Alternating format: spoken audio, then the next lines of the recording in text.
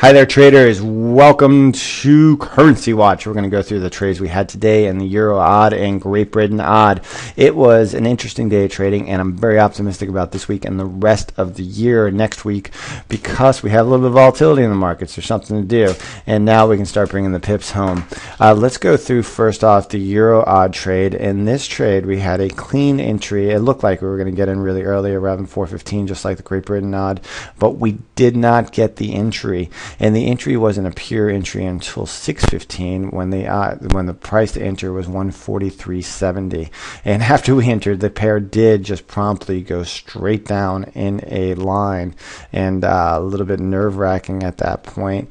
And we actually did get a signal to sell at that point, the first half of the lot, and would have took a 30 pip loss there. But we were right at the Asian range, so I was willing to hold on to the pair, and I did. And then once we shot up the break even, I closed out that lot there.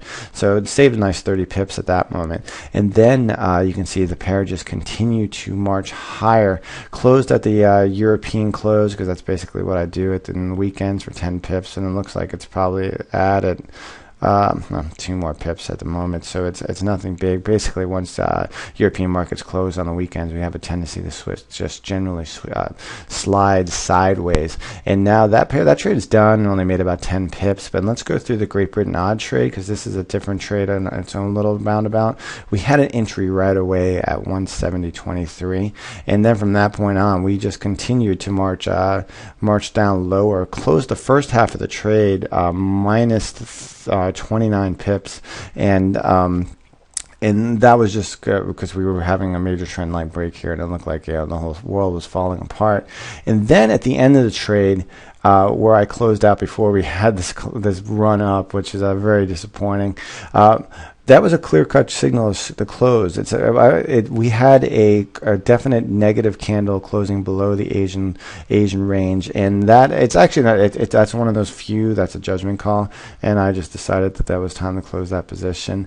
But if you look in further hindsight, there were a few technical issues that told me that we could have had a chance for a push higher, and I'll show you those right now. If we just look at the bottom of the range from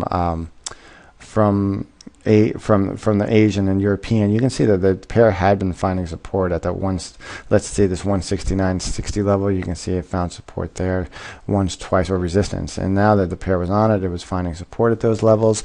And so the pair did bounce. But what I was looking at that point was a trend line that was going up from here, and the pair had cleanly broke the trend line. And that's really just the kind of analysis that makes sense in hindsight. But when there's so many different factors going into when you're playing it, so we finished that trade off, and I think that was like minus 64. But all in all, flat for the finished. I think minus 1 pip for the week. And but what is, like I said, what's very intriguing is that we're having volatility back, so we can start jumping into quite a few more trades.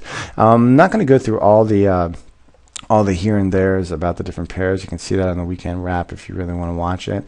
But you can see that we couldn't find any follow through on the breakdown in the Great Britain. It found support. It found support at the 160 level. In the Euro, same thing. It found support at 135. In the Aussie, where are you, Aussie? Must be right there.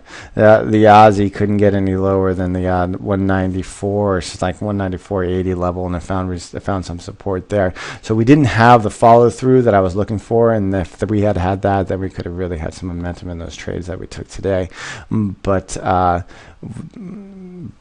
it was nice that we even had the signals, because we had been missing those in the last few weeks. And all right, everybody, have a great weekend. It's been great trading, and it's nice to see volatility back on. Can't wait for next week. Talk to you guys later.